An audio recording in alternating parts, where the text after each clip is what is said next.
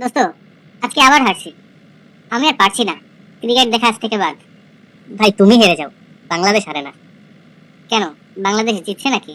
না, কিন্তু আশা জিতেছে। দোস্ত, মাঠে ব্যাটসম্যান পাই না। মনে হয় মুদির দোকান থেকে এনে ব্যাট দিছে। বলছে চেষ্টা করো ভাই, লাগলে চার, নাইলে ভাগ্য। আরে ওরা ব্যাট চালায় না, যোগব্যায়াম করে। বল আসছে, ওরা বলে তারপর বল স্টাম্পে লাগে, ব্যাটে আর লাগে না। ভাই, কালকে ব্যাটসম্যান রান নিতে গিয়ে এমন দৌড় দিল, আমি ভাবলাম ও হয়তো ম্যারাথন ট্রায়াল দিচ্ছে। আর যে ফিল্ডার ক্যাচ ফেললো, ওটা ক্যাচ না, সাইলেন্ট হ্যান্ডশেক ছিল। বলের সাথে শেষ বিদায়। জানিস, আমার বাবা টিভিতে চিল্লাচ্ছে, এত স্লো কেন, রান করো। আমি বললাম বাবা, স্লো না, এটাই ওদের ফুল স্পিড। বাবা টিভির রিমোট হাতে নিয়ে বলল, চ্যানেল চেঞ্জ করি। হয়তো বাংলাদেশ জিতবে না, কিন্তু নাটকে জিতবে। দোস্ত, ম্যাচ শুরুর আগে এত প্রমোশন, মনে করছি আজকে ইতিহাস হবে। আমি ভাবছিলাম জিতবো, শেষে বুঝলাম ইতিহাস হয়েছে। বাংলাদেশ 2025 সালেও ভিকটিম।